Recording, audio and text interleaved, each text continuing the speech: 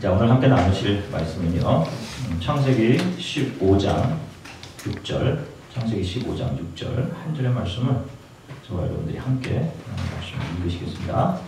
아브라함이 여호와를 믿으니 여호와께서 그를 의로 여기시고. 아멘. 자, 오늘은 우리 크리스천들이 어떻게 이 땅에서 믿음의 사람으로 만들어져 가는지를 좀 살펴볼게요. 자, 여러분들 중 아마 대부분이 길게는 몇십 년 혹은 몇 년 교회 다니면서 나름대로 하나님을 믿고 예수 그리스도를 알아왔을 겁니다. 자, 여러분들이 생각하기에 여러분들은 지금 걸어온 만큼 좋은 신앙의 사람으로 나는 좀 그렇게 변해져 가 있다라고 생각을 하세요? 어떠세요, 여러분들이 그렇게 오랫동안 교회 다닌 만큼? 또 여러분들 스스로 좋은 믿음의 사람이 되기 위해서 무슨 일을 하고 계십니까? 좋은 믿음의 사람이 되기 위해서 여러분들은 어떤 일을 하고 계세요? 스스로? 자, 오늘 이런 질문들의 해답을 아브라함에서 한번 찾아보도록 할게요. 자, 아브라함은 믿음의 조상입니다. 성경이 말하는 믿음의 조상이라는 것은 믿음이 가장 큰 대부를 의미하기보다는 오고 오는 믿음의 사람의 어떤 기준을 아브라함을 통해서 보여주고 있는 거예요. 믿음의 사람의 기준은 하나님을 알지 못하던 이방신을 섬기던 갈대아 우르라는 지역의 한 사람이 하나님의 부름을 받아서 믿음의 사람으로 만들어져 가는 과정을 성경이 우리들에게 보여주고 있는 겁니다. 그리고 그 사람을 믿음의 사람으로 우리에게 제시해서 기준으로 보여주는 거예요. 자, 그의 삶을 잘 살펴보면 믿음의 사람이라는 것이 어떻게 만들어지는 것인지를 우리가 볼 수 있어요. 사도행전 7장 2절부터 3절을 보면 하나님께서 갈대아 우르라는 이방 도시에 살고 있던 아브라함에게 나타나서 이렇게 말씀하십니다. 우리 한번 찾아서 같이 읽어볼게요. 사도행전 7장 2절부터 3절입니다. 같이 읽겠습니다. 우리 조상 아브라함이 하나님과 인정하는 메소포타미아에 때 영광 하나님이 그에게 보이는 이르시되 너는 내 고향과 친족을 따라 내가 너에게 보여줄 땅으로 가라 하시니. 아멘. 자, 우르에서 아브라함에게 나타나셔서 그에게 너가 내가 지시할 땅 가나안 땅으로 들어가라. 내가 그 땅을 너에게 주겠다. 그리고 너의 후손을 수없이 많게 하겠다라는 약속을 주신 겁니다. 그래서 그 가족들이 이 약속을 의지해서 이 약속을 믿고 고향 우르를 떠납니다. 그러나 그들은 가나안 땅으로 들어가기 전 당시 우르보다 더 번성하고 화려했던 도시 하란이라는 곳에서 몇 년, 아주 오랜 시간을 머무르며 가나안 땅으로 들어가기를 주저합니다. 미지의 땅, 편의가 갖추어지지 않는 땅으로 들어가는 것보다는 모든 것이 다 갖추어져 있는 편리한 곳, 즐거움이 있는 곳, 자녀들의 앞길을 위해서도 더 좋은 환경에 보장된 하란에 그들은 정착해서 좀 더 오래 머물기를 바랬을 거예요. 자, 여러분들도 그런 생각하지 않으세요? 여러분들은 어떠세요? 좀 더 화려하고 이름 있는 곳으로 가기 원하시죠? 좀 더 나와 자녀가 있는 분들은 내 자녀가 이 세상에 높고 보장된 곳으로 올라갈 기회가 더 많이 제공되는 곳. 여러분들 지금 공부하고 있는데 공부하고 있는 여러분들은 더 그런 곳으로 나의 앞길 더 잘 보장되는 그런 곳으로 가기를 원한단 말이에요. 네임 밸류가 있는 곳. 아브라함 역시 그랬을 겁니다. 그래서 그가 하란에 꽤 오랜 시간을 머무르게 되는 거예요. 자, 그럼 이 모습에서 우리가 믿음의 조상이라는 모습을 볼 수 있습니까? 그는 지금 자신의 판단에 따라 자신의 삶을 자기 스스로 운영해 가려고 하고 있잖아요. 그죠? 저와 여러분들과 똑같이. 자, 그런데 그때 하나님께서 이 아브라함에게 나타나셔서 처음 해주셨던 하나님의 약속을 다시 기억나게 해주신단 말이에요. 그가 이렇게 세상 속에서 믿음과 약속을 잃어버리고 살 때 하나님은 나타나셔서 다시 한번 그에게 말씀으로 점검을 해주십니다. 그것이 창세기 12장 1절부터 3절 내가 너로 큰 민족을 만들고 내게 복을 주어 내 이름을 크게 하리니 내가 복이 되리라. 이런 말씀을 골격으로 하는 창세기 12장 1절부터 3절의 말씀인 거예요. 그 말씀을 듣고 다시 용기를 내어서 하란을 떠나서 가나안 땅으로 들어가는 겁니다. 그런데 가나안 땅으로 들어간 그에게 기다리고 있던 것은 극심한 기근이었죠. 그 기근을 이겨내지 못하고 아브라함은 이집트 땅으로 바로 도피를 합니다. 인간적인 실망이 아주 컸을 거예요. 하나님에 대한 배신감도 있었을 것이고, 말씀드렸듯이 이집트의 왕 바로가 아브라함의 아내의 아름다움을 봅니다. 이국적인 아름다움이죠. 그리고 그를 궁궐로 불러들였습니다. 그런데 아브라함이 그곳에서 한 일은 자기가 살기 위해 이집트의 왕인 바로에게 자기 아내를 누이라고 속이는 일이죠. 이집트 왕 바로는 아브라함에게 속아서 그의 아내가 누이인 줄 알고 아브라함에게 큰 물질과 노예를 주고 그 아브라함의 아내를 자신의 아내로 맞이합니다. 자, 그러면 하나님 앞에서 혼나야 될 사람은 누굽니까? 바로예요, 아브라함입니다. 바로죠? 바로가 아니라 믿음이 없는 아브라함이지. 그런데 하나님은 아브라함을 혼내신 것이 아니라 그의 아내를 취하려 했던 이집트 왕을 혼내십니다. 전에도 말씀드렸던 것처럼 살펴보면 이집트 왕은 피해자예요. 그렇잖아요? 아브라함이 가나안 땅으로 들어갈 때 나이가 75세였으니까 전에도 말씀드렸듯이 그 아내와 아브라함의 아내는 10살의 차이 아니니까 65세였어요. 65세. 지금같이 화려한 조명이 없을 때라 얼굴을 가리고 있던 이국적인 여인의 민낯을 보지 못했을 겁니다. 밤이 되어 얼굴 가리고 있던 것을 걷어내는 엄청나게 놀랐을 거예요. 아름답게 보였던 여인이 65세 할머니였으니까. 그죠? 오히려 바로는 피해자인데 하나님은 그날 바로의 집에 재앙을 내리십니다. 그리고 65세 할머니에게 놀라고 전능하신 하나님의 재앙의 손에 놀란 바로 왕은 아브라함에게 그 아내의 대가로 주었던 각종 보물과 짐승들 그리고 노예들을 다 데리고 빨리 이 이집트를 떠나라 이 얘기를 해요. 그들이 가나안 땅으로 다시 돌아올 때 거부가 되었습니다. 엄청난 부자가 되었어요. 자, 이 재물, 부가 아브라함에게 의미하는 것이 무엇이라고 말씀을 드렸어요. 이것이 축복이었습니까? 역전의 복이었습니까? 무엇이라고 그랬죠? 수치라고 그랬죠. 수치. 하나님을 신뢰하지 못한 자신의 믿음의 수치, 자신의 목숨을 챙기고자 아내를 내어준 남편으로서의 수치덩어리였을까요? 물질이란 것 이런 거구나. 이 물질이 지금 내 손에 있는 것들이 그에게 바로왕으로부터 얻은 그 물질이라는 것이 어떤 의미인지를 배우는 학습 현장이었어요. 하나님께서 아브라함을 위해 만들어 놓으십니다. 그리고 반드시 약속을 지켜내시는 그 아브라함이 있어야 할 곳으로 믿음의 숙제를 다 하고 다시 돌아오게 하시고 아브라함에게 주신 약속으로 더 한 발자국 이렇게 밀어내시는 하나님을 더 알게 된 계기가 되었을 겁니다. 아브라함은요. 아, 하나님이 이렇게 나를 약속으로 가깝게 가게 하시는구나. 이렇게 물질에 대해 공부하게 된 아브라함은 그 물질 때문에 자신의 아들과 같은 롯과 분쟁이 일어났을 때 물질을 자기가 더 가지겠다고 그와 분쟁을 한 것이 아니라 그에게 선택권을 양보하죠. 네가 먼저 좋은 땅을 선택해서 가라 한단 말이에요.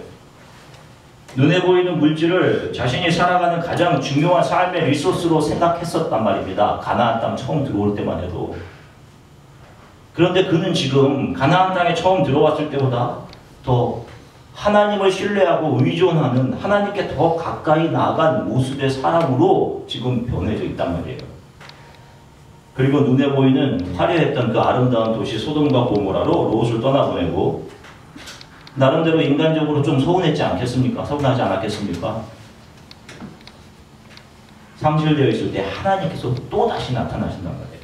하나님이 또다시 나타나셔서 그에게 다시 한번 말씀으로 이전에 했던 약속들을 다시 한번 상기시켜 주신단 말입니다. 이로보아 우리 크리스찬이 믿음의 사람으로 만들어져 가는데 필수적인 요소는요. 그때그때마다 하나님의 말씀을 듣는 것이 분명합니다. 하나님께서 하나님의 사람에게 믿음의 길 위에서 실망하고 낙심할 때마다 말씀으로 다시 한번 우리에게 주신 믿음의 소망을 붙들게 하시는 거예요. 매일 성경을 읽어나가는 일, 주일에 예배드리는 일들, 주중에 있는 예배를 통해 선포되는 하나님의 말씀은 단순히 여러분들의 하루 육적인 위로와 안위를 위한 것이 아니라 여러분들이 하나님을 알아가며 하나님이 원하는 믿음의 사람으로 자라는데 반드시 필요합니다. 하나님께서 그렇게 주시는 겁니다. 제공하여 주시는 거예요. 그래서 우리가 영적인 양식이다 하는 거예요. 그래서 예수님께서 자기 자신을 내가 말씀이다라고 한 것과 동시에 나는 떡이다라고 말씀하신 이유인 겁니다. 반드시 우리들이 먹어야 될 것이기 때문에 하나님께서 그것을 확인시켜 주시는 거예요. 우리가 믿음의 사람으로 자라는데 필요한 것이 이것이다. 이렇게 내가 함께 있으니 세상 사람들이 쫓아가는 그런 것 부러워하지 말고 그런 것이 너에게 없다고 실망하지 마라 해 주시는 겁니다. 자, 만약 누가 지금 여러분들 가운데 비타민 A가 부족해서 밤에 사물을 잘 이게 분별하지 못하는 야맹증에 걸려 있다라고 생각해 보세요. 가장 먼저 해야 될 일이 뭡니까? 비타민 A를 보충하는 일이죠. 그죠? 당장 가서 비타민 A를 보충할 거 아니에요. 비타민 C를 더 많이 먹자 하겠습니까?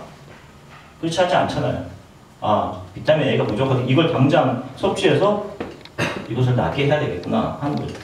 나의 영적인 부분의 결핍에 대해서는 대부분의 사람들이 너무 안일하단 말이에요. 말씀은 하나님의 사람으로 만들어져 가는데 필수적인 요소입니다. 여러분 꼭 기억하세요. 그래서 하나님의 사람들이 자기가 육체적으로 피곤하고 할 때 이 피곤의 이유를 다른 곳에서 찾으려고 하지 않은 거예요. 그래서 시편 119편 123절에 이렇게 고백합니다. 같이 한번 읽으실게요. 시편 119편 123절입니다. 내 눈이 주의 구원과 주의 의로운 말씀을 사모하기에 피곤하나이다. 아멘. 하나님의 사람들은 자신의 삶의 가장 중요한 리소스가 하나님의 말씀임을 항상 기억하고 리마인드하며 사는 거예요. 내가 지금 피곤한데 이 피곤을 무엇으로 풀을까? 세상 사람들이 하는 그런 방식으로 나의 스트레스와 피곤을 풀을까? 하는 것이 아니라 거듭내서 자신의 리플레시 되는 그런 것들을 찾은 것이 아니라 하나님의 말씀을 찾은 겁니다. 시편 42편 1편도 같이 한번 읽어볼게요. 시편 42편 1편입니다. 하나님이여 사슴이 시냇물을 찾기에 갈망하시되 영혼이 주를 찾기에 갈망하나이다. 아멘. 우리의 믿음이라는 것이 여러분 잘 들으세요. 우리의 믿음이라는 것이 우리의 어떤 헌신의 대가와 우리의 노력에 의해서 만들어진다라는 생각을 해요. 그렇죠? 여러분들 중에 이것에 동의하는 사람들도 있을 수 있어요. 믿음은 우리의 헌신의 대가와 노력에 의해 만들어진다. 그렇지 않습니다, 여러분. 이게 성경적이지 않은 가르침이에요. 성경에 의하면 믿음이라는 것은 전적으로 자신의 것만을 우선적으로 챙기고 자기 생각밖에 할 줄 모르는 한 사람의 마음 안에 약속의 소망을 믿음의 씨앗으로 뿌려주시고 그 믿음이 자라도록 그를 이끌고 가시는 농부 되시는 하나님의 열심에 의한 것이에요. 그렇게 한 사람을 선택해 주시고 그 사람의 마음속에 믿음이라는 씨를 뿌려주시고 그 믿음의 씨가 자라도록 그 사람의 삶을 케어하시고 붙들고 인도하시는 농부 되신 하나님의 열심에 의해서 믿음이 자라는 겁니다. 이 하나님의 노력이 한 사람을 하나님만을 절대 의존할 분으로 아는 온전한 크리스찬으로 철들어가게 하시고 믿음의 장성한 분량에 이르게까지 하시는 것이지 우리가 무슨 어떤 헌신이나 봉사를 많이 해서 그것의 결과나 대가로 믿음을 얻어내고 우리의 힘이나 노력이 여기에 가미되는 것이 아닌 거예요. 그래서 우리는 이 하나님의 열심을 은혜라고 하는 겁니다. 이것이 하나님의 은혜입니다. 자, 로마서 5장 21절의 말씀을 한번 같이 찾아서 읽겠습니다. 로마서 5장 21절입니다. 함께 읽으시겠습니다. 이는 죄가 사망 안에서 왕노릇한 것이 은혜 또한 의로 말미암아 왕노릇하여 우리 주 예수 그리스도로 말미암아 영생에 이르게 하려 합니다. 아멘. 자, 여기 보면 바울이 은혜의 왕노릇이라는 표현을 써요. 은혜의 왕노릇. 자, 이게 무슨 말이냐면 왕이 신하와 나라 전체를 왕의 권위와 왕의 리더십으로 이끌어가죠. 그죠? 그러는 것처럼 하나님이 하나님의 사람을 하나님의 사람 되게 하는 것은 하나님의 은혜가 왕처럼 움직여서 성도들을 때로는 굴복시키고 성도들을 때로는 감동시켜 그들의 삶을 그 은혜의 권위 앞에 무릎 꿇게 하시면서 그들의 믿음을 정금같이 변화시키고 그들의 삶을 이끌어 가신다. 이런 의미예요. 이런 의미에서 은혜의 왕노릇이라는 이야기를 하신 겁니다. 그렇게 하나님의 은혜가 왕처럼 성도를 영원한 생명으로 이끌어가는 길에 잠시 머무는 이 땅에서의 물질의 추구나 자신의 명성, 세상의 성공이 어울리기나 하냔 말이에요. 이렇게 하나님이 이끌어 가시는 길에 내가 이 세상에서 부자 되고 잘 되게 해주세요, 성공하게 해주세요 하는 것이 어울려요? 하나님은 우리를 그런 것으로 이끌어 가시는 것이 아니라 영원한 하나님 나라에 우리가 서게 되는 순간까지 우리를 이 땅에서 절대 하나님 의존적인 존재로 우리를 낮추시고 눈에 보이는 것에 소망을 두며 살아가는 것이 아니라 영원한 하나님의 나라에 서게 되는 날까지 하나님만을 바라보고 하나님 절대 의존적인 존재로 우리를 만들어 가시는 거예요. 이것이 아브라함의 삶이 보여주는 것. 바로 이것이에요. 은혜가 왕처럼 일하면서 그 아브라함을 불가항력적인 은혜로 덮으시고 그를 정금과 같은 믿음의 사람으로 하나님께서 변화시키고 만들어져 가신 겁니다. 이걸 보여주는 거예요. 그런데 로마서 5장 21절 우리가 읽은 본문을 보면 다른 편에 있는 왕이 또 존재합니다. 은혜 말고 다른 편에 있는 왕이 존재해요. 그 왕이 뭐예요? 무엇이 사망 안에서 왕노릇해? 죄가 사망 안에서 왕노릇해. 다른 편에 있는 왕입니다. 이건 무슨 말이에요? 사람들은 자기 의로 살아간다고 생각하는데 하나님의 말씀에 순종해 살아가지 않는 모든 사람은 다 죄가 왕노릇하면서 그 사람을 이끌고 가는 삶이라는 거예요. 죄가 왕이 되어서 끌고 가고 있으니 그 끝이 어디겠습니까? 여기 본문에 나온 것처럼 그게 사망인 거예요. 영원한 죽음. 홍수 심판에서 살아난 자들이 여전히 홍수 심판에서 살아난 자들은 하나님의 노아의 후손 하나님의 사람들이었잖아요.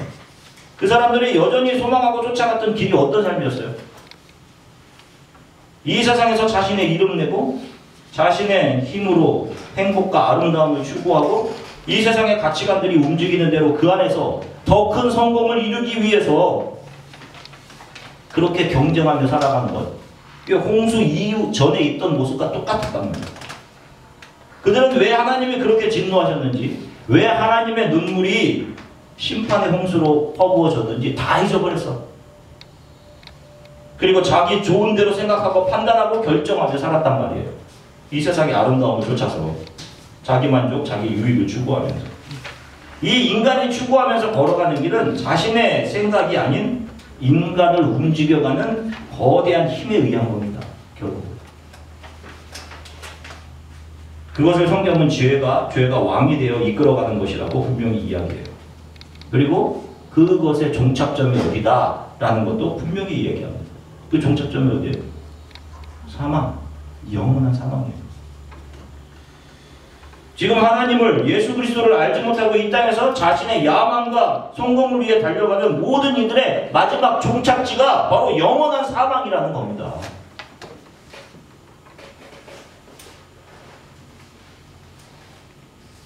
제가 설교를 준비하면서 늘 마음속에 안타까운 게 그거예요.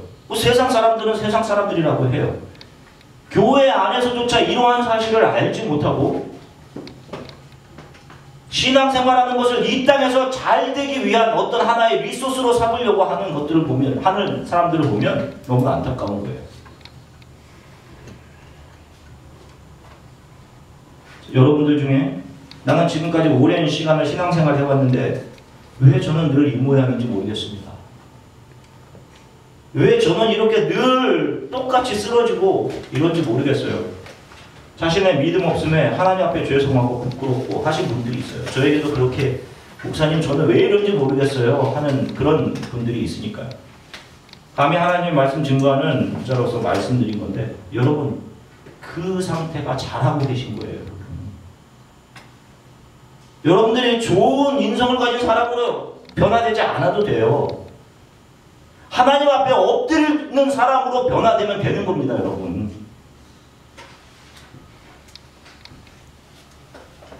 그것이 은혜가 왕이 되어서 여러분들을 이끌고 가는 거예요. 하나님의 발 앞에 엎드리게 하는 겁니다. 이 부끄러운 모습, 하나님 제 모습이 이것밖에 안 됩니다. 부끄럽습니다. 저를 도와주십시오 라고 주만 바라볼 수 있으면 되는 거예요. 우리 안에 이런 하나님 앞에 엎드림이 있으면 여러분 잘 가는 것이 맞는 거예요.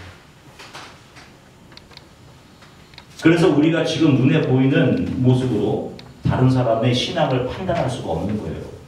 너는 왜 이렇게 교회 오래 다니면서 이렇게 믿음이 없냐? 너는 왜 이러냐? 이렇게 하면 안 되는 겁니다, 여러분. 지금 하나님께서 완성을 향해 만들고 계신 작품들인데 누가 감히 중간에 말도 안 되는 평가를 해요. 목사님 제 눈에 보이기에도 저 사람은 왜 저렇게 신앙생활을 할까 해 보이는 사람이 있을 수 있어요. 그때마다 제가 다시 한번 마음을 고쳐보는 것은 하나님 그렇습니다. 하나님이 만들어 가시는 사람인데 저 사람이 온전히 하나님의 손에 위해 자기 자신을 굴복하고 하나님만을 의지하는 그런 자리로 속히 가게 해주세요. 그렇게 기도해요. 우리가 예수 그리스도의 제자로서의 삶을 산다는 것은 이전 사망을 향해 가던 삶에서 방향을 돌려 그분의 발 앞에 나의 의, 나의 정의, 나의 힘으로 행복을 쟁취해내려던 나의 모든 의지들을 주의 발 앞에 내려놓고 절대 하나님 의존적인 모습, 하나님의 선하심이 자기 자신의 삶을 이끌어감을 확신하며 오직 그분께 감사하고 그분 안에 있는 것만으로 기뻐하는 삶을 살아가는 것을 이야기해요. 이렇게 낮아지는 것이 세상 소망 다 사라지고 소망이 하나님께만 고정되는 것이 바로 믿음의 사람으로 만들어져 가는 것임을 여러분 꼭 기억하십시오. 하나님께서 이렇게 저와 여러분들의 삶을 이끄셔서 온전한 믿음의 사람으로 만들어져 가시고 우리는 절대 하나님 의존적인 자리로 날마다 내려가고 그 어떤 두려운 상황 속에서도 하나님을 향한 믿음을 변치 않는 모습으로 우리가 그렇게 만들어져 가고 자라가기를 주 예수 그리스도의 이름으로 간절히 축원합니다. 잠시 기도하겠습니다. 하나님 주님 감사드립니다. 그 귀한 하나님의 말씀을 우리에게 주셔서 감사드리고 이 말씀이 우리의 마음의 씨앗에 뿌리 내려서 그것을 자라게 하시는 아버지 하나님의 열심으로 우리가 온전한 믿음의 사람으로 자라게 해주십시오. 주님, 눈에 보이는 세상의 것들 때문에 참으로 우리는 두렵고 늘 무섭습니다. 우리는 매일 넘어집니다. 우리는 매일 실패합니다. 그럼에도 하나님, 이들이 주님 발 앞에 엎드리는 자들 되게 해주십시오. 이렇게 넘어지고 또 쓰러졌습니다. 하나님 저를 도와주십시오. 이러한 우리의 모습을 귀하게 여기시는 아버지 하나님, 우리에게 그때마다 말씀으로 다시 한번 우리들이 믿음으로 바라보고 가는 이 길이 온전한 길임을 하나님께서 말씀으로 다시 한번 확인시켜 주시고 이들에게 그때마다 다시 한번 하나님의 말씀 안에서 일어날 새 힘들을 공급해 주시기를 간절히 소망합니다. 감사드리며 주 예수 그리스도의 이름으로 기도드립니다. 네.